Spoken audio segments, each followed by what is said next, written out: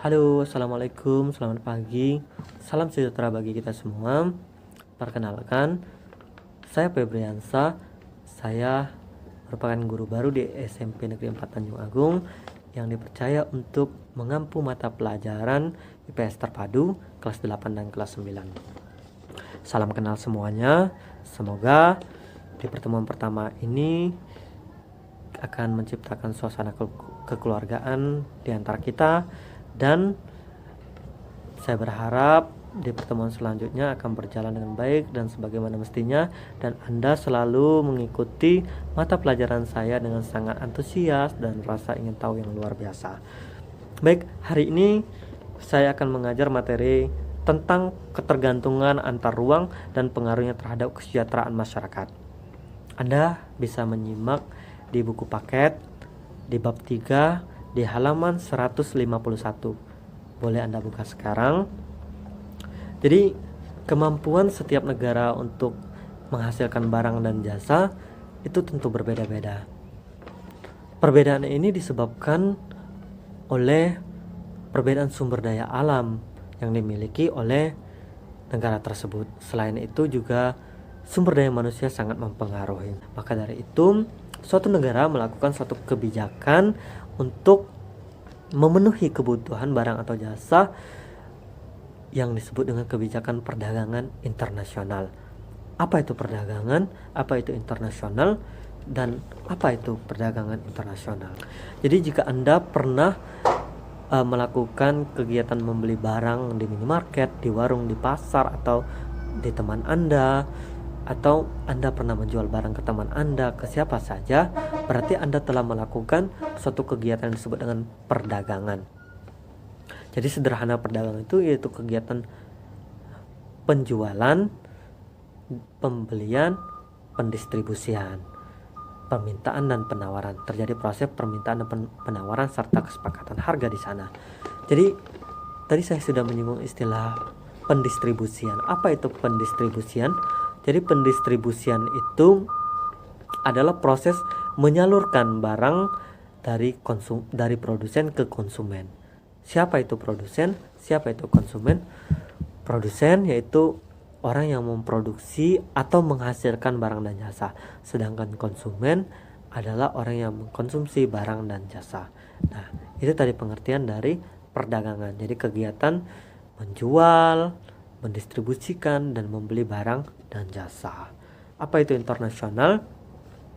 Jika Anda melakukan hubungan dengan teman Anda yang ada di Pulau Jawa, di Pulau Bali, di Pulau Kalimantan, itu tidak bisa disebut dengan internasional karena itu masih berada dalam satu negara.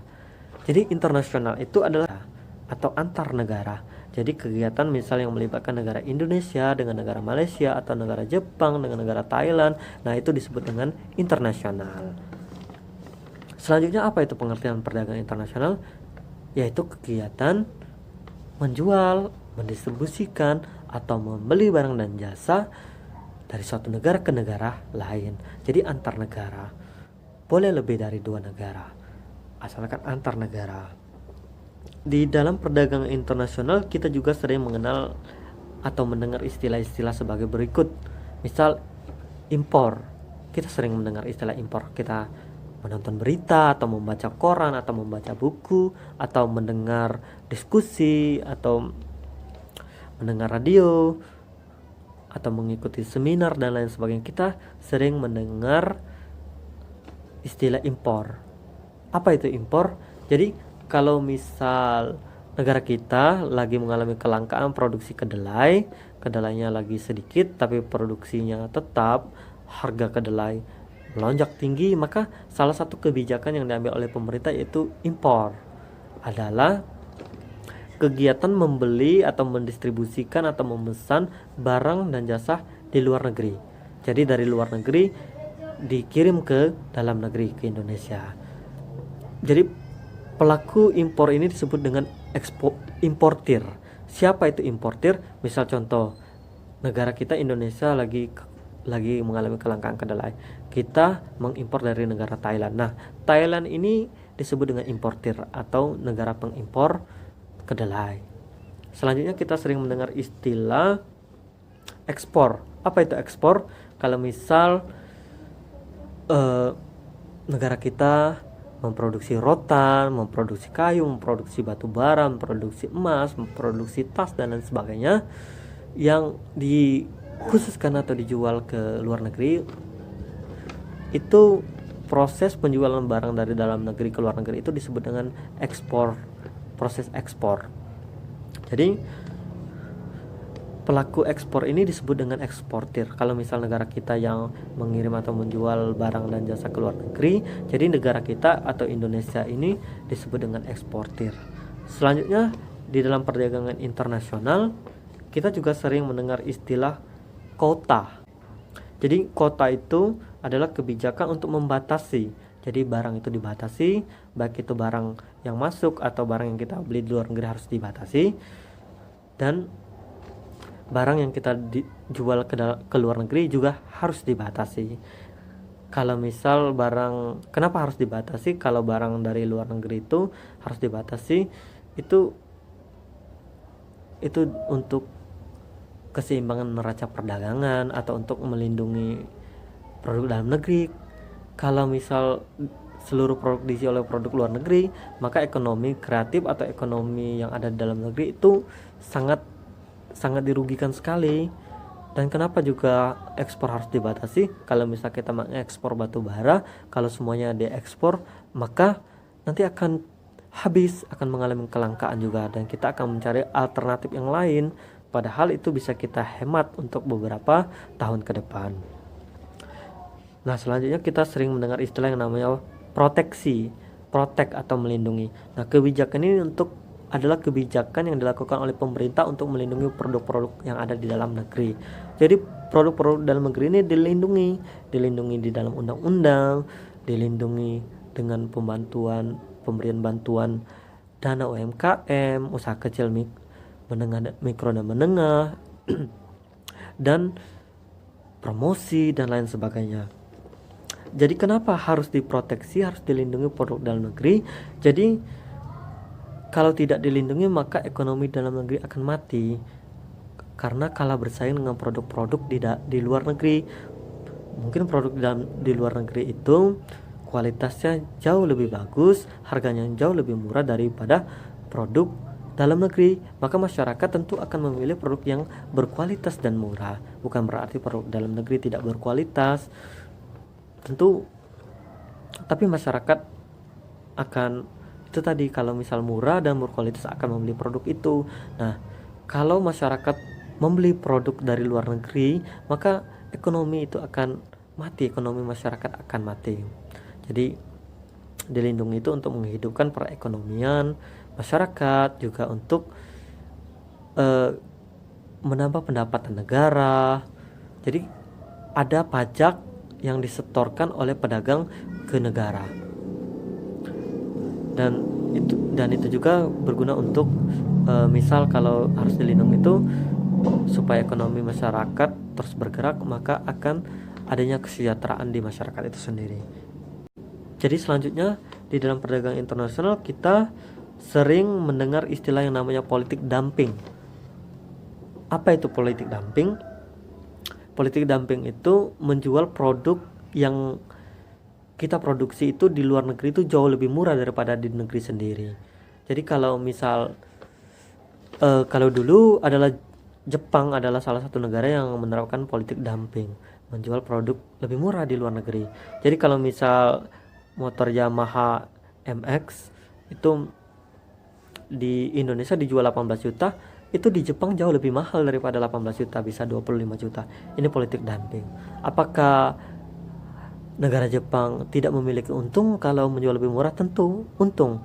Untungnya per produk itu mungkin tidak sebesar yang dijual di dalam negeri, tapi mereka punya kebijakan dan alasan tertentu. Misal kalau motor, kenapa harus dijual murah di luar negeri?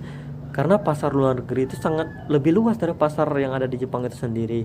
Dan kalau banyak yang membeli, ya produksi banyak, ya keuntungan juga banyak, walaupun keuntungan per produk itu diambil sedikit. Atau juga mungkin kebijakan ini untuk mengurangi kepemilikan kendaraan pribadi atau untuk mengurangi emisi yang ada di Jepang.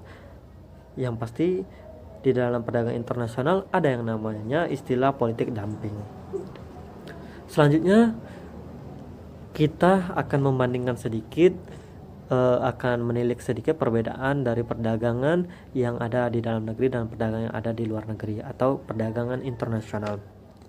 Yang pertama, kalau perdagangan di dalam negeri, kalau misal Anda membeli barang di Aceh, Anda tinggal di Sumatera membeli barang di Aceh, atau membeli barang di Papua, di Kalimantan, itu tidak bisa disebut perdagangan internasional. Itu adalah perdagangan dalam negeri. Jadi perdagangan dalam negeri itu hanya terjadi di satu negara itu, tidak berhubungan dengan negara di satu negara itu, transaksinya terjadi di satu negara itu. Nah, kalau perdagangan internasional itu melibatkan antar negara. Misal Anda beli barang secara online, produknya dari Jepang, dari Cina misalnya, itu bisa disebut dengan perdagangan internasional. Kalau perdagangan di dalam negeri itu ciri yang keduanya itu kecenderungannya adalah berinteraksi langsung atau bertatap muka langsung, bertemu langsung. Kalau Anda belanja ke minimarket, Anda akan bertemu langsung dengan pramuniaga. Kalau ke warung, Anda akan bertemu langsung dengan yang berjualan. Ke pasar juga dengan penjual, Anda bertatap muka langsung. Bukan berarti perdagangan dalam negeri tidak bisa kalau tidak bertatap langsung. Tidak begitu juga. Anda sering juga membeli produk-produk secara online, entah itu produk dari Jawa, dari Bali, dari Aceh, dan lain sebagainya. Kan itu tidak bertatap langsung, tapi terjadi di dalam negeri itu juga masih perdagangan dalam negeri, tapi kecenderungannya transaksi yang lebih banyak terjadi itu adalah secara bertatap muka. Tapi berbeda halnya dengan perdagangan internasional. Perdagangan internasional itu tidak begitu. Perdagangan internasional itu lebih cenderung tidak bertatap muka atau berinteraksi langsung. Selanjutnya, kalau perdagangan di dalam negeri itu hanya melibatkan satu mata uang. Kalau di Indonesia ini hanya melibatkan mata uang rupiah. Kalau di Jepang itu melibatkan mata uang yen. Kalau misal di mana lagi ini, di Filipina peso, mungkin begitu. Tapi berbeda halnya kalau kita melakukan perdagangan internasional. Perdagangan internasional itu kita menggunakan mata uang banyak sekali, tapi sesuai dengan kesepakatan mata uang apa yang digunakan. Kalau misal perdagangan yang terjadi di Uni Eropa, mereka menggunakan mata uang euro. Padahal setiap negara memiliki mata uang sendiri, misalnya Inggris pound sterling, tapi mereka menggunakan euro, atau bisa menggunakan dolar Amerika Serikat. Jadi kalau biasanya di negara kita, kalau perdagangan internasional itu menggunakan dolar Amerika Serikat. Nah, perdagangan internasional ini juga menghasilkan devisa bagi negara atau keuntungan bagi negara. Selanjutnya, kalau perdagangan di dalam negeri itu biaya angkutnya murah karena jaraknya dekat. Kalau luar negeri itu kecenderungan biaya angkutnya mahal. Itu bisa menggunakan pesawat, bisa menggunakan kapal, dan biasanya juga jumlah barangnya tidak sedikit, banyak. Kalau perdagangan dalam negeri itu kualitas barangnya sangat bervariasi, atau kualitas barangnya tidak juga dapat dikatakan terjamin, bukan begitu juga maksudnya itu standarisasi barang itu belum sepenuhnya ada. Misal kalau kangkung itu di pasar A, pasar B itu kualitasnya tentu berbeda. Misal kalau baju di baju kemeja itu macam-macam merek, itu kualitasnya berbeda, tidak terstandarisasi kualitasnya seperti apa. Tapi berbeda hal kalau di perdagangan internasional, jadi ada standarisasi. Biasanya standarisasi ISO. Pak, tapi kami beli helm ada yang namanya di sana tulisan SNI, Standar Nasional Indonesia. Iya. Jadi bukan berarti produk dalam negeri tidak memiliki standarisasi, tapi kebanyakan tidak terstandarisasi. Kalau selanjutnya itu perdagangan dalam negeri itu diatur undang-undang di suatu negara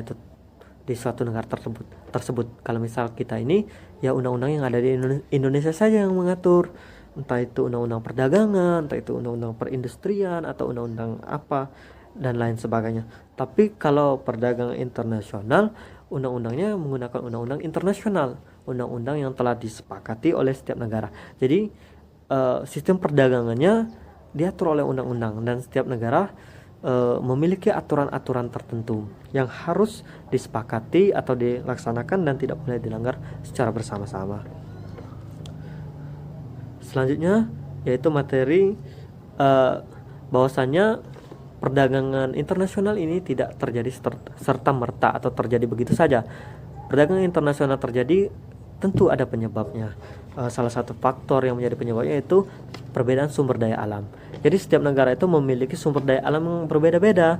Contohnya kalau di Indonesia ini negara tropis, kita kaya akan hutan, misal kayu jati, kayu olin, misal cengkeh, misal rotan. Kita juga kaya akan batu bara, akan emas, sungai, ikan. Nah, tapi berbeda halnya kalau misal negara tersebut adalah negara Arab Saudi. Mereka tidak memiliki hutan seluas hutan kita, tapi mereka memiliki minyak. Kita mungkin memiliki minyak, tapi minyak kita tidak mampu memenuhi kebutuhan yang ada di dalam negeri. Jadi kita harus melakukan proses impor atau memasukkan barang dari luar negeri ke dalam negeri. Begitu juga Arab Saudi, jika membutuhkan rotan mungkin akan mengimpor dari negara kita. Jadi perdagangan internasional itu terjadi karena adanya perbedaan sumber daya alam yang dimiliki oleh setiap negara. Jadi setiap negara itu memiliki kekurangan dan kelebihan sumber daya alam masing-masing. Kelebihan sumber daya alam ini biasa dikenal dengan keunggulan absolut atau mutlak, yaitu keunggulan yang telah disediakan oleh Tuhan untuk setiap negara dan itu dimanfaatkan untuk keberlangsungan negara tersebut. Selanjutnya yang mempengaruhi perdagangan internasional yaitu sumber daya manusia itu sendiri atau potensi dan kemampuan yang dimiliki oleh manusia itu sendiri. Jadi negara A ini membutuhkan pembajak sawah tapi tidak mampu, sumber daya manusia tidak mampu memproduksi pembajak sawah, tapi di negara B mampu memproduksi itu, maka terjadi perdagangan internasional. Misal di negara A ini membutuhkan laptop tapi tidak mampu membuat laptop, manusianya tidak mampu membuat laptop, tapi manusia di negara B mampu membuat laptop, maka negara A membeli ke negara B. Nah, ini pengaruh juga dari kualitas sumber daya manusia. Yang selanjutnya itu perbedaan pengetahuan dan teknologi. Ini penting sekali. Jadi perbedaan pengetahuan dan teknologi itu akan memudahkan suatu negara untuk menciptakan barang dan jasa atau mempermudah suatu negara untuk menciptakan barang dan jasa, memproduksi barang yang sangat bermutu. Ini sangat mempengaruhi sekali. Kalau teknologinya maju, produksi, misal kalau kita ingin memproduksi baju dengan mesin yang canggih, itu dalam waktu yang singkat produksinya banyak, sedangkan di suatu negara itu produksinya masih manual misalkan. Ini kan tentu ada perbedaan dari teknologi, kualitasnya juga berbeda. Nah, ini sangat mempengaruhi sekali di perdagangan internasional. Jadi kalau negara itu sudah maju, mampu menghasilkan suatu inovasi yang sangat luar biasa, negara lain akan memesan produk itu dari negara tersebut. Jadi sangat penting sekali dari teknologi ini ya. Selanjutnya yang mempengaruhi perdagangan internasional adalah perbedaan suku bangsa. Suku bangsa banyak sekali, ini berbeda-beda. Jadi perbedaan ini juga mempengaruhi sekali perdagangan internasional. Ada suku bangsa. Selain itu juga harga ini, kalau misal kita membeli dari negara A hanya membutuhkan uang Rp1.000, kalau kita memproduksi sendiri itu 2.000, kita rugi 1.000. Jadi kita lebih baik membeli saja, itu lebih praktis daripada kita memproduksi, membutuhkan waktu, membutuhkan tenaga, upah tenaga kerja, tapi kita juga rugi 1.000. Jadi kita membeli. Nah, ini perdagangan internasional itu juga memperhitungkan dari sisi harga dan tentunya selera juga yang terakhir. Selera. Jadi produksi barang yang ada dalam negeri dan di luar negeri itu sama, tapi selera kita tidak untuk barang di dalam negeri, di barang luar negeri. Ini akan memicu terjadinya proses perdagangan internasional karena kecenderungan kita akan barang luar negeri. Oke, terima kasih. Itu saja materi kita hari ini. Anda boleh putar video ini berulang-ulang dan Saya harap Anda mampu memahami materi